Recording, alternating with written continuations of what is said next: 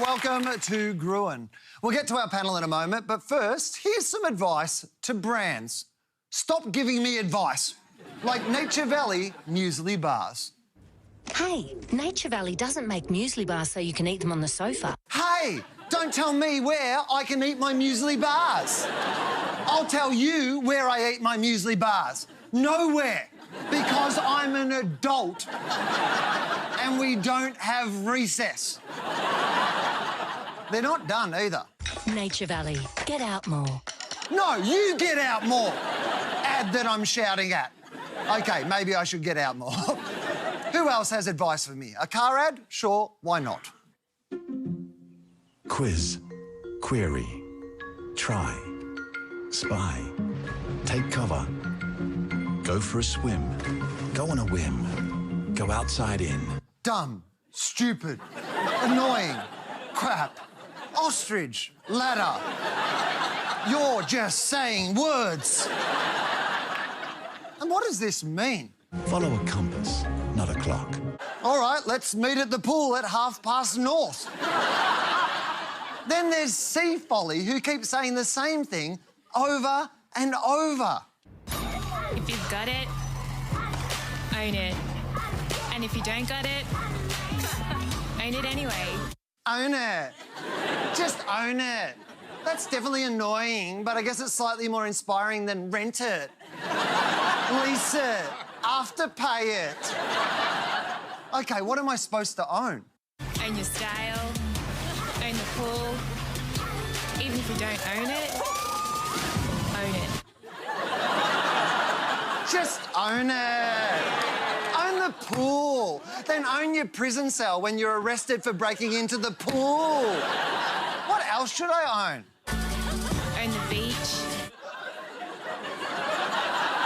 If I own the beach, why do I need a pool? The beach is nature's pool. What else? Own whatever, whenever. Own whatever, whenever. Did you run out of ideas and just own it? Own it my ass. Own that bit too. OK, Sea Folly, you want to play it that way? I stole this from you, and now I own it.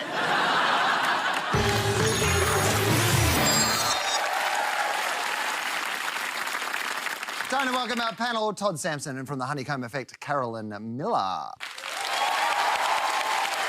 Joining them, Karen Ferry, and from PwC, Russell Howcroft. Welcome. The tourism industry is growing at a faster rate than the entire national economy. But most of the money isn't people coming in. It's Australians checking out our own backyard. And just like you never really know how you smell, you never really see how your state sells itself. So tonight, we're going to whip around the country faster than a Kontiki tour. There's a few standard moves in the state tourism playbook. There's always wine glasses and whimsical fonts. It's compulsory to have fairy lights, landscapes that look like screensavers, and someone meaningfully inspecting art. And you're simply not a tourism ad without a shit ton of bad hats. The states are having such an identity crisis, South Australia lopped off Tasmania, while Melbourne thinks it is Tasmania. So let's take a look at how Tassie sees itself. Dawn breaks to the sound of stretching knicker elastic. Human squawks fill the air as icy waters kiss nether regions. These rogues don't have a care in the world. Nor do they have a towel.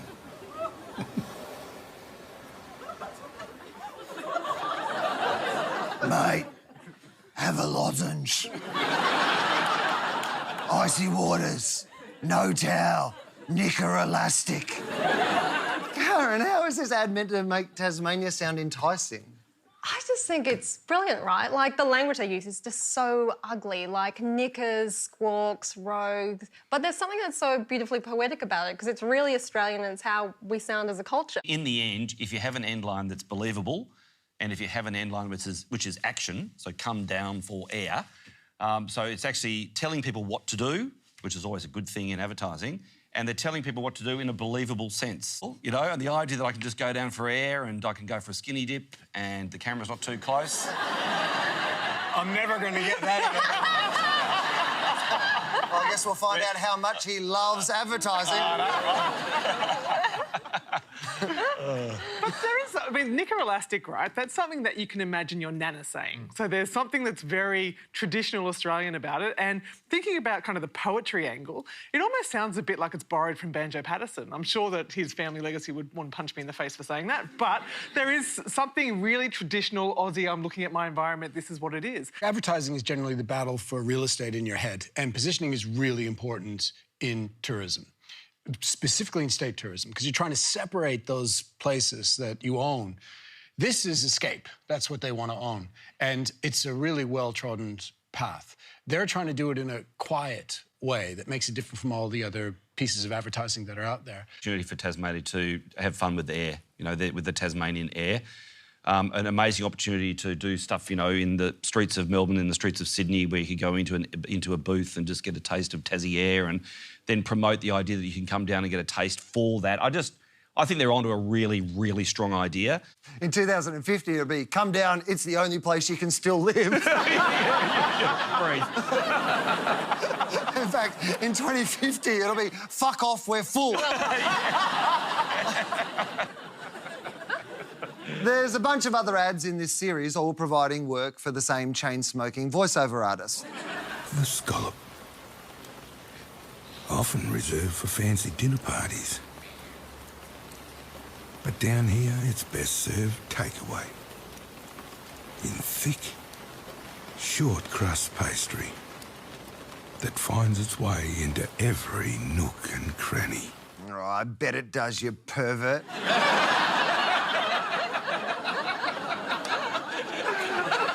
Carolyn, if tourism is meant to bring people to your state, why isn't this ad campaign showing any happy faces? These guys have been really smart by looking at an attitude.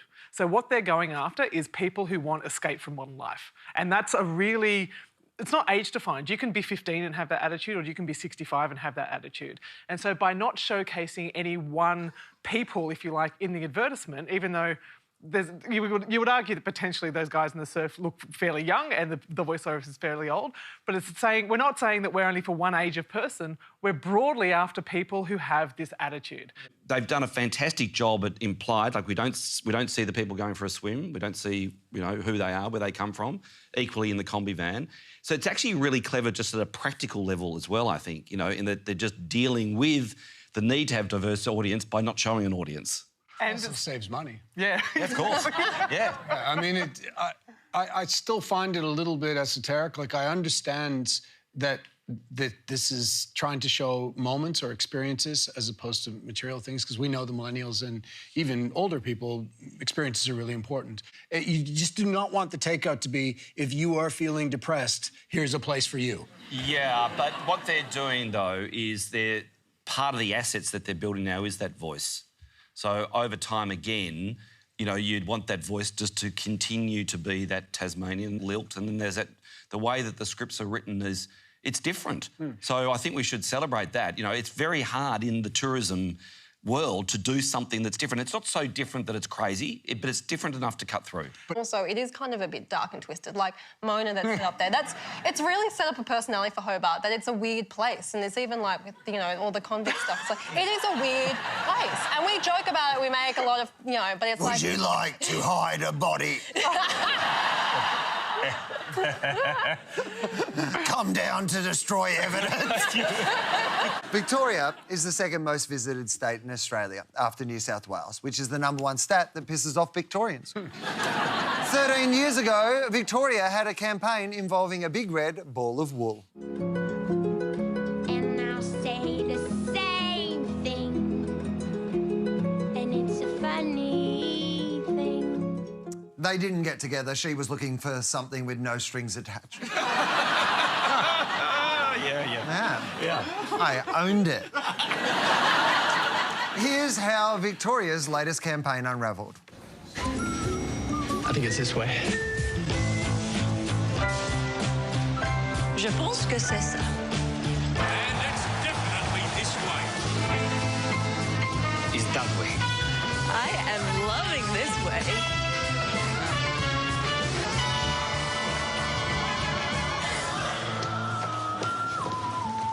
I think this might be it. This is amazing.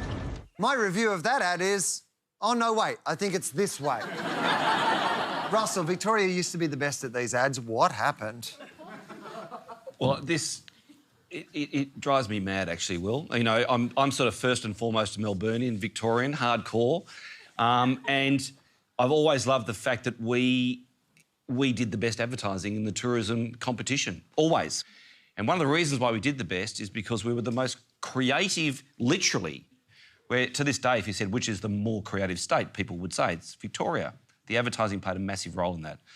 And unfortunately, they've walked away from that core asset.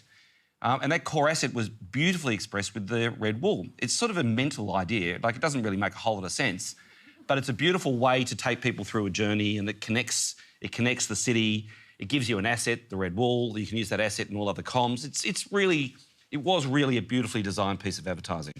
Then we had Run Rabbit Run. We had the most famous advertising line for Victoria. You'll love every piece of Victoria. It's a seriously good advertising line. And then all of a sudden we got this brochureware, you know, and it's like, come on, please. You've got to recognise that there is a battle for tourism money. It was like that. Go back 15 years ago, it was a hardcore battle for creativity. We've got to get back to doing that. I mean, who wants to watch that? I'm with you. It's a terrible ad because it all makes me go as I love Melbourne, but what if I ran into those knobs? I did go on about that, but it's like... You're going on again. Oh, you get... Just tipping you off before you go on. Making tourism advertising is incredibly... It's like being nibbled to death by ducks. Next season on Body Hack.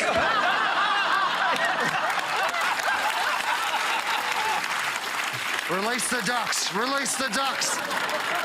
If you imagine, you have a lot of government people, lots of different stakeholders involved. It's like getting a piece of legislation through, and everyone wants something great, but no one wants to take any risks, and if anything's wrong, they blame the agency. So there's an incredible pressure on an agency to make government advertising, and that's an example of they had it right, and instead of continuing on and working with what they had, they just cut and did another one. The Melbourne ad has the boresome foursome. Other tourism ads are full of singles and couples. There's only one ad we saw showing families, and that's for the ACT.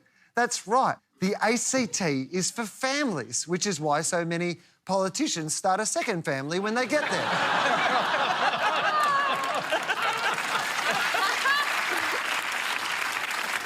Karen, why aren't more states selling family holidays? Because I think they know that they've lost that race and they've lost it to a giant cruise ship. Like, Australians love a cruise ship. We are the biggest nation of cruisers per population in the world. So in, like, 2016, 1 in 20 Australians took a cruise. In the case of Melbourne, they want high disposable income people to come. Showing shopping and culture in advertising is code word for cash. So they just want to get cashed up people to come and spend as much money as possible. And families go to different places, not necessarily here. Having said that, Victorian Tourism actually did do a campaign specifically targeting dog owners to talk through dog-friendly accommodation. So I liked it. Yeah, me too. And I actually thought that was really clever because that's a family to a lot of people, and that actually really hits a nail on the head saying we're doing this differently. So that, to me, was actually really clever. Wow, they made an ad for dogs and a dog of an ad, so it works.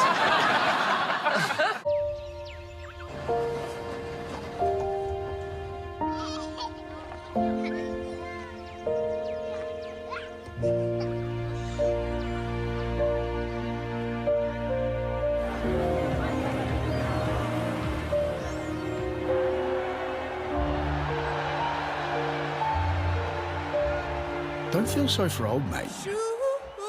It's his own damn fault he didn't visit Adelaide sooner.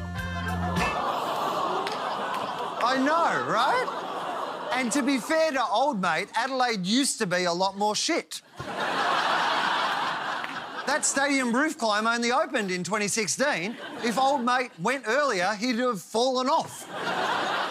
I'm outraged that I don't feel remotely outraged by that ad. Todd, what do you think? I'm also not outraged by the ad. I don't love it. I think the strategy of Adelaide is a delayed purchase. What you see there is sad old person in Adelaide.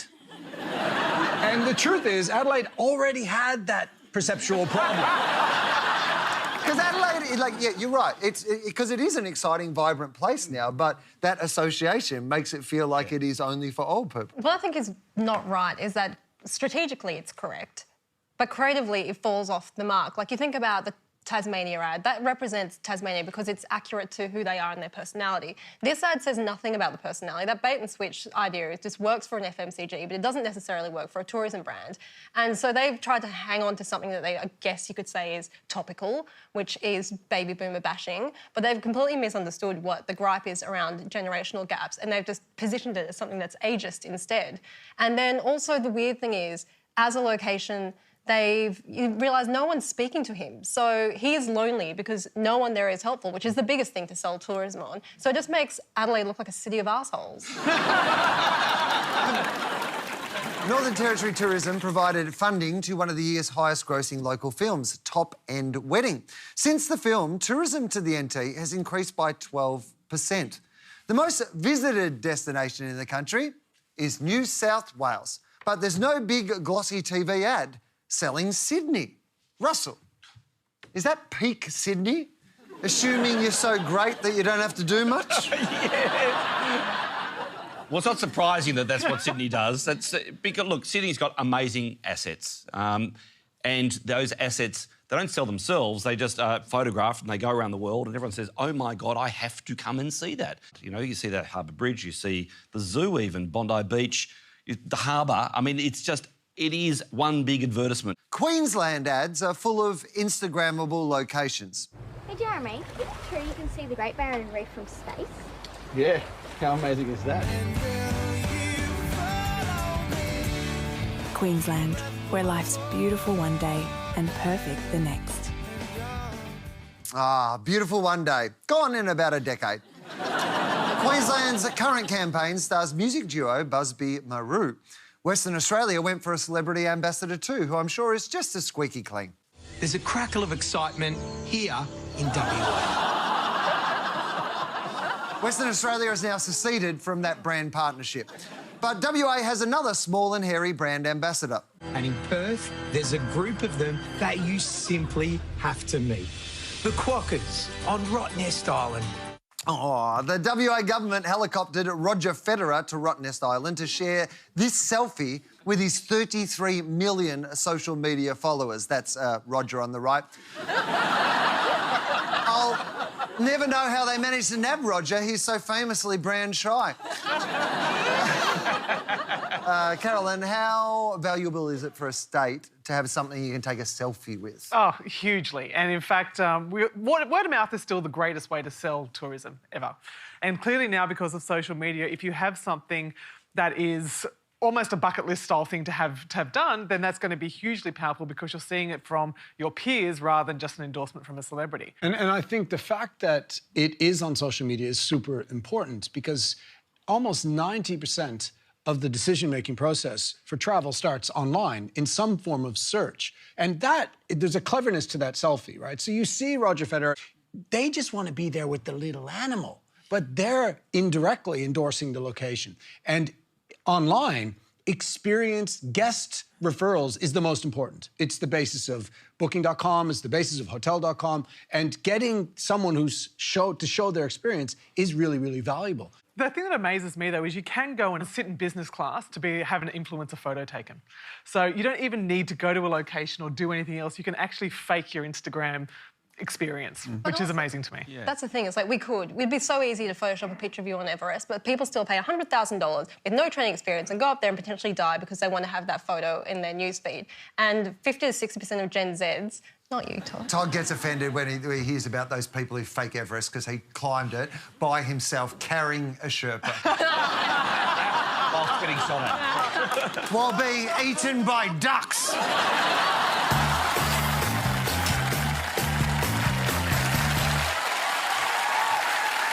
And now a very spooky Halloween version of The Pitch.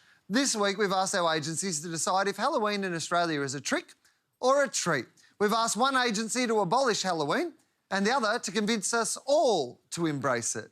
Please welcome from Head Jam, Sarah Cook, and from Synergy Group, Erin Collette. Welcome. Sarah, how did you end Halloween? Well, we wanted to look at the American influence of Halloween and how that can be a very, very slippery slope. Let's have a look. Halloween.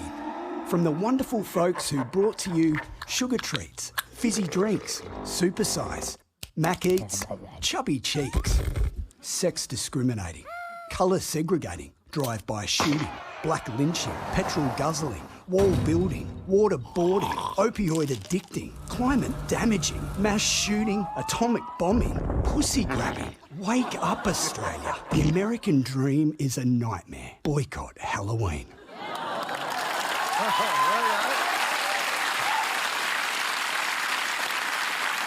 Erin, what's your pro-Halloween pitch? We took the approach that Halloween isn't actually as foreign as you might think. Let's have a look. You know, Halloween's a lot like being Australian. There's lots that scares us, but there's just as much that brings us together. We're a nation of larrikins. A country of tricksters and treaters. There you go, mate. Heroes and outlaws.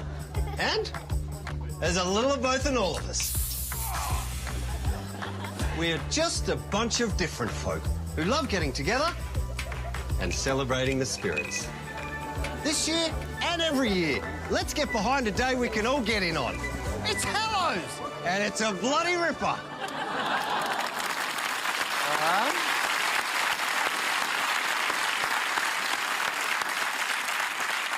Todd, which did you prefer? There's truth in both of them, but I'm going for the first one. Caroline? I absolutely loved both of them, and I do think that the second one, by shortening it, was hilarious. I thought that was great.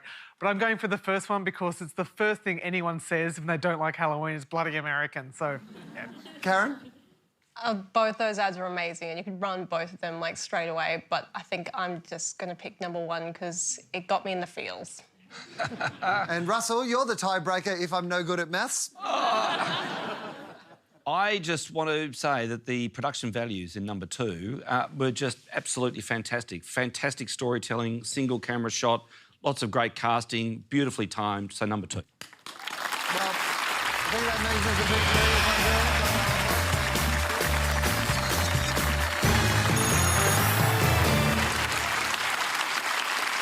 Spring is a racing's Christmas, but on the 17th of October, the ABC, the Australian Buzzkill Corporation, ran a story that was like discovering Santa has been using elf slave labour. The sport of kings. A billion-dollar industry. Here's cheers to the racing industry. A major investigation. We're the next online for the animal liberationists. If you think we're not, you're kidding yourself. Australian racing's dark side. Horse racing is in crisis. Social media is full of people saying nup to the cup. A Melbourne cinema has cancelled screenings of Ride Like a Girl, and big celebs have dropped from the event like horses. It was a national scandal, but a weird thing happened. Not one single brand pulled out. A number of companies involved released statements and, well, that's pretty much it. Only dating app Bumble announced it would donate $130,000 to a program rehoming retired racehorses. Carolyn, why are no brands pulling out? What would it take? Look, and we're starting to see a groundswell. So, yes, the ABC investigation that aired was a massive, big deal this year. However, we're slowly seeing it year on year. There is more traction, particularly in social media, about the deaths that occur with horses, and now we can also see with the retired horses what happens to them. Last year's Melbourne Cup ad had just one horse, and this guy, who is not even watching the race, but a shopping trolley. Although, to be fair, if that trolley breaks a wheel, no one will shoot it. Here's this year's... People feel sorry for the shopping trolley in that chat? Here's this year's campaign.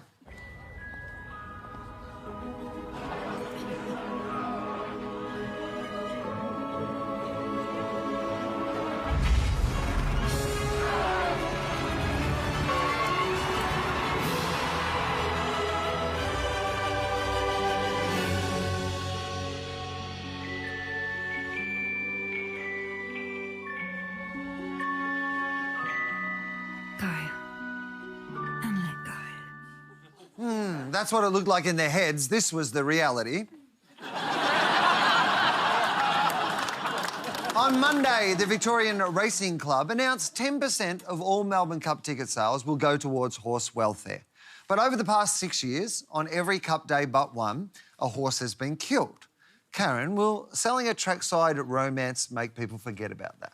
I think for most attendees, they don't care what happens about horse welfare. For them, it's really about the event, and the horse race is just something that happens as a mid-show entertainment between lady DJ and woman throwing up in a shoe.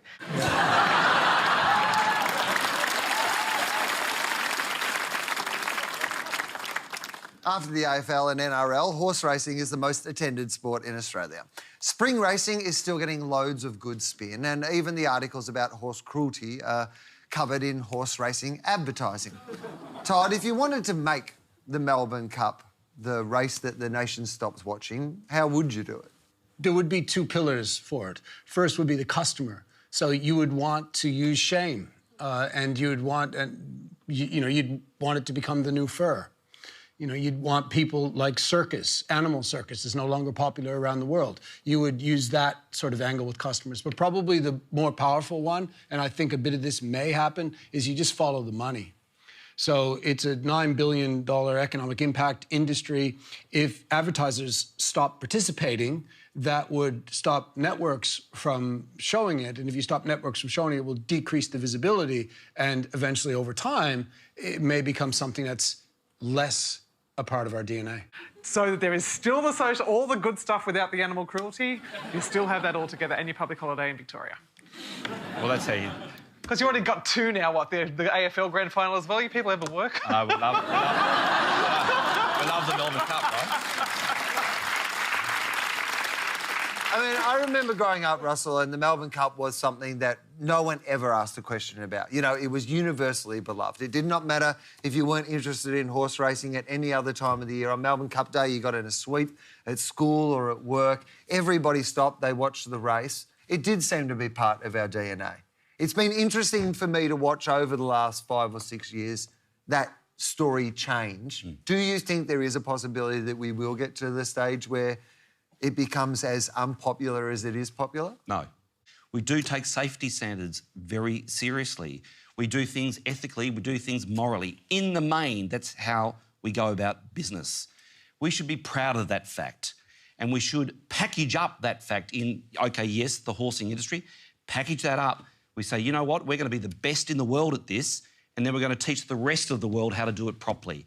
That is a future that I get excited about. I'm far more excited about that than let's shut the thing down. While many racing ads are hiding horses, one betting ad is busy removing people. Where is everyone?